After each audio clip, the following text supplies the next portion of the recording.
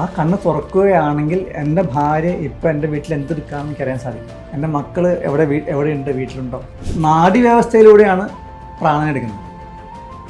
പ്രാണൻ സഞ്ചരിക്കുന്നത് ശ്വാസത്തിലല്ല. ശ്വാസത്തെ ഒരു ഇതിലൂടെ എടുത്ത് വീണ്ടും വെച്ചിട്ട് അടുത്തതിലൂടെ വിട്ടിട്ട് അതെന്തിനാണ് അപ്പോൾ ചെയ്യുന്നത്? ഈ പുറമെ കാണുന്ന എല്ലാ ഇന്ദ്രിയങ്ങളും, 5 ഇന്ദ്രിയങ്ങളും, ആ ഇന്ദ്രിയത്തിൻ്റെ അകത്തു നിന്നും വരുന്ന ഇൻഫോർമേഷനെ മനസ്സിലേക്ക് കൊണ്ടുവരുന്ന ഈ രാമനിലേക്ക് സീതാദേവി മാത്രമേ ചേരാൻ പാടുള്ളൂ. ശുദ്ധമായിരിക്കുന്ന രാമൻ്റെ ഉള്ളിലേക്ക് സീത എന്ന് പറഞ്ഞ കുണ്ടലിനി ശക്തിയിൽ ഉറങ്ങിക്കിടക്കുന്ന ആ ശക്തി മാത്രമേ വരാൻ പാടുള്ളൂ. ഇങ്ങനെയുള്ള ഫിസിക്കൽ ബോഡിക്ക് എന്തൊക്കെ ആവശ്യമുണ്ടോ അതൊക്കെ നേടിയെടുക്കാൻ സാധിക്കുന്ന രീതിയിലാണ് ഈ ശ്വാസനക്രിയ.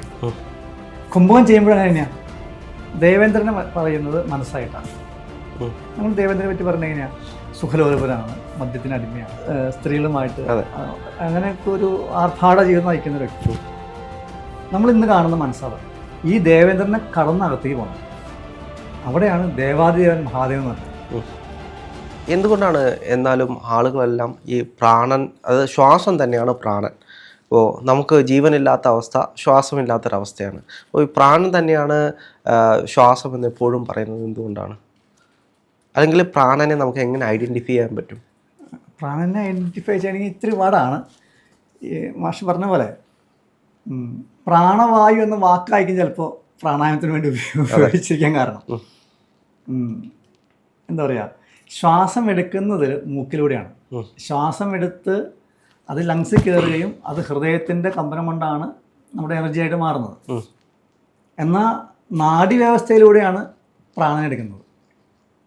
പ്രാണൻ സഞ്ചരിക്കുന്നത് ശ്വാസത്തിലല്ല, നാഡിയിലൂടെയാണ് പ്രാണൻ എടുക്കുന്നത്. അപ്പോൾ എല്ലാവരും പറയാറുണ്ട് ഇടപിങ്ങള നാഡികൾ കൂടിച്ചേരുന്നത് ഈ മൂക്കിലാണ് പറയും. അപ്പോൾ അതുകൊണ്ടാണ് മൂക്കിലൂടെ ശ്വാസം എടുക്കുന്നത് പറയും. അത് തെറ്റായ ധാരണയാണ്. അതായത് ഇടപിങ്ങള നാഡികൾ കൂടിച്ചേരുന്നത് ഈ ഭാഗത്താണ്. അതിന് ത്രിപുടി അല്ലെങ്കിൽ ലാടമുഖം എന്ന് പറയും. ലാടമുഖം, ആജ്ഞാചക്രം എന്ന് പറയും.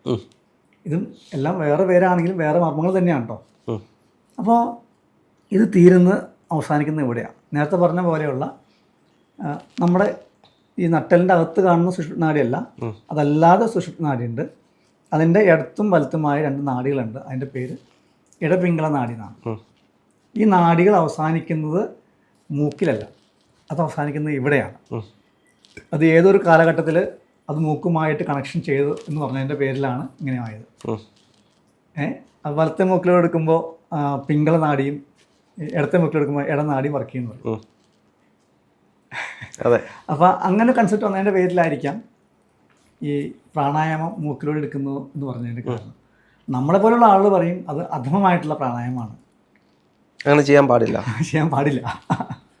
അതായത് പിന്നെ അപ്പോൾ ഒരു സംശയം കൂടെ, ഇപ്പോൾ ഈ നമ്മൾ കുംഭിക്കാറില്ല, അതായത് ശ്വാസത്തെ ഒരു ഇതിലൂടെ എടുത്ത് വീണ്ടും വെച്ചിട്ട് അടുത്തതിലൂടെ വിട്ടിട്ട് അതെന്തിനാണ് അപ്പോൾ ചെയ്യുന്നത്? നേരത്തെ പറഞ്ഞില്ലേ, ശ്വാസഗതി ഒരു പ്രത്യേക ടോണിലേക്ക് ആകുമ്പോൾ 1:4:2 ഇതൊരു കണക്കാണ്. നമ്മുടെ ബോഡിയുടെ കപ്പാസിറ്റി കൂട്ടിയെടുക്കുന്ന കണക്കാണ്. അല്ലെങ്കിൽ സമവൃത്തി പ്രാണായാമം 1:1:1 1:1:1 ഇതിലൊക്കെ ചെയ്യുമ്പോൾ നമ്മുടെ ബോഡിയിൽ ഉണ്ടാകുന്ന ഓക്സിജൻ്റെയും കാർബൺ ഡൈ ഓക്സൈഡ് അളവുകൾ മാറ്റം വരും. ഇത് ചില പാറ്റേണിലേക്ക് വരുമ്പോൾ ബോഡി ഉറങ്ങിപ്പോണ അവസ്ഥയിൽ വരും. ചില പാറ്റേൺ ചെയ്യുമ്പോൾ നമുക്ക് ഭയങ്കര ആങ്ഷ്യസ് ആകും. ചില ചെയ്ത് കഴിയുമ്പോൾ നമ്മൾ ഭയങ്കര ഓടാനുള്ള ടെൻഡൻസി കൂടും. അപ്പം ഇങ്ങനെയുള്ള ഫിസിക്കൽ ബോഡിക്ക് എന്തൊക്കെ ആവശ്യമുണ്ടോ അതൊക്കെ നേടിയെടുക്കാൻ സാധിക്കുന്ന രീതിയിലാണ് ഈ ശ്വാസനക്രിയകൾ. കുംഭകം ചെയ്യുമ്പോഴാണ് എങ്ങനെയാണ്, ഇപ്പോൾ ഒരു 10 കിലോൻ്റെ വെയിറ്റ് അങ്ങ് താഴ്ന്ന് എടുക്കുക. എങ്ങനെ എടുക്കുക? ശ്വാസം കളഞ്ഞിട്ടാണ് എടുക്കുക, അല്ല എടുത്തു വെച്ച്. ശ്വാസം അകത്തുള്ളപ്പോഴാണ് വെയിറ്റ് എടുക്കാൻ പറ്റുള്ളൂ. അപ്പോൾ ഈ കുംഭിക്കുമ്പോൾ ശരീരത്തിൻ്റെ അകത്തുള്ള വായുവിൻ്റെ അംശം കുംഭിപ്പിച്ച് ഒരു പരിധി വരെ നമ്മൾ എന്തൊക്കെ കാർബൺ ഡൈ ഓക്സൈഡ് തിരിച്ചെടുക്കണോ അതിൻ്റെ ബാലൻസ് വ്യത്യാസം വരും. കൂട്ടുവായിടുന്ന പോലെയുള്ള നേരെ റിവേഴ്സ് പ്രോസസ്സ് അതാണ് സംഭവിക്കുന്നത്. അതുകൊണ്ടൊന്നും ഇന്ന് യോഗശാസ്ത്രത്തിൽ കുംഭിച്ച് നിർത്തുന്നതിന് പല പേര് പറയാറുണ്ട്. ബാഹ്യ കുംഭകം, ആന്തരിക കുംഭകം എന്ന് പറഞ്ഞിട്ട് പറയാറുണ്ട്. അങ്ങനെ ചെയ്തു കഴിഞ്ഞാൽ നാഡീവ്യവസ്ഥയ്ക്ക് കംപ്ലൈൻ്റ് ആവുള്ളൂ. നിങ്ങൾ പ്രാണനെ ഉണ്ടാക്കാൻ വേണ്ടിയിട്ടാണ് ഈ കുംഭകം ചെയ്യുന്നതെങ്കിൽ അത് മാത്രം പോരാ. അവിടെ മനസ്സ് ചലിക്കണം നാഡിയിലൂടെ. മനസ്സെങ്ങനെയാണ് ചലിക്കാൻ കഴിയുന്നത്? ഇപ്പോൾ മനസ്സ് എന്ന് പറയുന്ന ഒരു സാങ്കല്പിക ശക്തി മാത്രമാണ് എന്ന് കേട്ടിട്ടുണ്ട്. അപ്പോൾ ആ സാങ്കല്പിക ശക്തിയെ നമ്മൾ എങ്ങനെയാണ് ചലിപ്പിക്കുന്നത്? മനസ്സ് ജീവാത്മാവിൻ്റെ ഈ പ്രാപഞ്ചിക വിഷയങ്ങളെ അനുഭവിക്കാൻ വേണ്ടിയിട്ടുള്ള ഒരു ഉപകരണമാണ് മനസ്സ്. മോഡേൺ സയൻസ് പറയുന്ന ഒരു സാങ്കല്പികം സൂഡോ സയൻസാണെന്ന് പറയുന്നത്. സൂഡോ സയൻസ് ആണെങ്കിൽ ഇപ്പോൾ ഇവിടെ നിന്നുകൊണ്ട് എനിക്ക് എൻ്റെ വീട്ടിൽ പറ്റി ആലോചിക്കാം. എൻ്റെ വീട്ടിൽ എൻ്റെ ഭാര്യയെ കാണാം, അമ്മയെ കാണാം, ഒക്കെ ചെയ്യാൻ പറ്റും. എൻ്റെ മനസ്സിൻ്റെ കണ്ണുണ്ട്, ആ കണ്ണെല്ലാം അറിഞ്ഞിരിക്കുകയാണ്. ആ കണ്ണ് തുറക്കുകയാണെങ്കിൽ എൻ്റെ ഭാര്യ ഇപ്പോൾ എൻ്റെ വീട്ടിൽ എന്തെടുക്കാമെന്ന് എനിക്കറിയാൻ സാധിക്കും. എൻ്റെ മക്കൾ എവിടെയുണ്ട്, വീട്ടിലുണ്ടോ എന്നറിയാൻ സാധിക്കും. അപ്പോൾ മോഡേൺ സയൻസിന് അപ്പുറത്തേക്ക് സയൻസ് കൂടി ഉണ്ട്. അപ്പോൾ മനസ്സ് എന്ന് പറഞ്ഞ സാധനം ആത്മാവിന് ഈ പ്രാപഞ്ചിക വിഷയങ്ങളെ അനുഭവിക്കാനുള്ള ഒരു ഉപകരണം കൂടിയാണ്. അപ്പോൾ അതിന് രണ്ട് വശങ്ങളുണ്ട്. ഒരു നാണയത്തിന് രണ്ട് വശം പറഞ്ഞ പോലെ അകത്തേക്കുള്ള വശമുണ്ട്, പുറത്തേക്കുള്ള വശമുണ്ട്.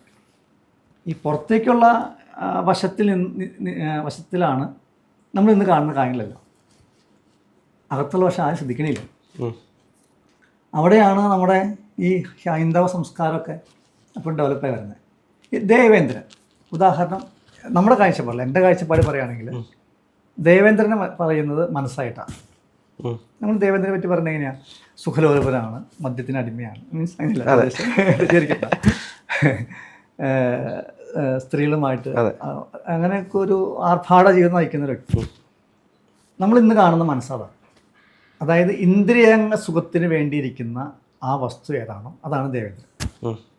എല്ലാ ദേവന്മാരുടെയും ദേവൻ, എല്ലാ ഇന്ദ്രിയങ്ങളുടെ നാഥൻ ദേവേന്ദ്രൻ. അതായത് കണ്ണിന് ഒരു വിഷയം വന്നു, ഇപ്പോൾ ഞാനൊരു ലൈറ്റ് കണ്ടു, അപ്പം അങ്ങയെ കണ്ടു, അപ്പം അങ്ങയുടെ മുഖത്തുള്ള കാണാൻ ആ ഗ്ലെയർ കാണുമ്പോൾ, ആ സോഫ്റ്റ്നെസ് കാണുമ്പോൾ എൻ്റെ ഉള്ളിൽ കൊള്ളാം, അതുണ്ടാക്കുന്ന ഈ ദേവേന്ദ്രനാ, കൊള്ളാം, ആഹാ, അങ്ങനെ ഒരു 100 കണ്ടു, കൊള്ളാമല്ലോ, പൈസ വേണമല്ലോ എന്ന് ഉണ്ടാക്കുന്ന ഒരു സ്വീറ്റ് കണ്ടു, അപ്പോൾ എൻ്റെ ഉള്ളിൽ ടേസ്റ്റ് ബ്ലഡ്സ് ഉണ്ടാക്കണം.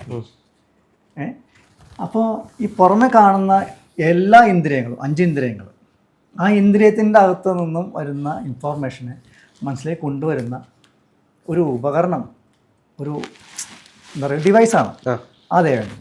ശരിക്കും ആ ദേവേന്ദ്രനിലാണ് ഇന്ന് എല്ലാവരും നിൽക്കുന്നത്. അതുകൊണ്ടാണ് ഇന്ന് പ്രാണായാമത്തിന് പകരം ശ്വസനവ്യായാമം ചെയ്യുന്നത്. ഇപ്പോൾ ഈ നിമിഷം അങ്ങേക്ക് ഞാൻ മോക്ഷം തരാമെന്ന് അല്ല, ഞാനല്ല, ഒരു വന്നിട്ട് പറയുകയാണ് മോക്ഷം തരാമെന്ന് പറഞ്ഞാൽ അങ്ങെന്താ പറയുക അറിയോ, ഇപ്പം വേണ്ട, കുറച്ചുകൂടെ കഴിയട്ടെ, കുറച്ച് കഴിയട്ടെ, വീട്ടിൽ പോയിട്ട് വരാം. അപ്പോൾ നമ്മളൊക്കെ എല്ലാം വേണം, പക്ഷെ നമ്മളൊന്നും റെഡിയല്ല. എന്തും എപ്പോൾ കിട്ടുമെന്ന് വെച്ചാൽ അപ്പോൾ ചോദിച്ചു വാങ്ങുക. നാളെ എന്ന നിമിഷം നമ്മുടെ മുമ്പിൽ ഇല്ല, ഇപ്പോൾ ഈ നിമിഷം മാത്രമേ നമ്മുടെ മുമ്പിലുള്ളൂ. അപ്പോൾ ഈ ബഹിർമുഖമായിരിക്കുന്ന മനസ്സിൻ്റെ അവസ്ഥയാണ് ദേവേന്ദ്രൻ എന്ന് പറയുമ്പോൾ, ഈ ദേവേന്ദ്രനെ കടന്നകത്തേക്ക് പോകണം. അവിടെയാണ് ദേവാദിദേവൻ മഹാദേവൻ എന്ന് പറഞ്ഞത്. എല്ലാ ദേവൻ്റെയും അതീതമായിട്ടുള്ള മഹാദേവൻ. അതിന് മഹാദേവൻ വേറെ പേരുണ്ട്, ജീവാംശം എന്ന് പേരുണ്ട്. ആ മുഖമാണ് ജീവനോട് തിരിഞ്ഞിരിക്കുന്നത്. ഉദാഹരണം പറയുകയാണെങ്കിൽ രാമായണത്തിൽ ഹനുമാൻ്റെ അവസ്ഥ. ഹനുമാൻ രുദ്രാവതാരാണ്, അതെ, ജീവാംശമാണ്. ഇപ്പോൾ പ്രാണൻ്റെ അംശം അപ്പോൾ ക്ലിയർ ആവുന്നില്ല. രുദ്രൻ്റെ അംശമാണ് ഹനുമാൻ. ഈ ഹനുമാൻ രാമഭക്തനാണ്. രുദ്രനായിട്ട് യാതൊരു ബന്ധം പുള്ളിയോടെ കാണിക്കുന്നില്ല. അതായത് രാമൻ്റെ 3 അനിയന്മാർ, രാമ, ലക്ഷ്മണ, ഭരത, ശത്രുഘ്ന, 4 പേര്. മനസ്സിൽ 4 ഭാവങ്ങളുണ്ട്. നമ്മുടെ യോഗശാസ്ത്രത്തിൽ പഠിപ്പിക്കേണ്ടത് അങ്ങനെയാണ്. മനസ്സിന് 4 ഭാവങ്ങൾ: മനസ്സ്, ബുദ്ധി, അഹങ്കാരം, ചിത്തം. ഈ ചിത്തമാണ് രാമൻ. അപ്പോൾ ഈ ചിത്തത്തിൻ്റെ അടിമയായിട്ട് ചിത്തം എങ്ങോട്ട് ചലിക്കണമെന്ന് പറയുന്ന ആളാണ് ഹനുമാൻ. മനസ്സിൻ്റെ വാഹകനാണ് പ്രാണൻ. അതായത് രാമൻ്റെ വാഹകനാണ് ഹനുമാൻ. രാമനാണപ്പോൾ മനസ്സ്. ഈ രാമനിലേക്ക് സീതാദേവി മാത്രമേ ചേരാൻ പാടുള്ളൂ. ശുദ്ധമായ മനസ്സ് ഏതാ?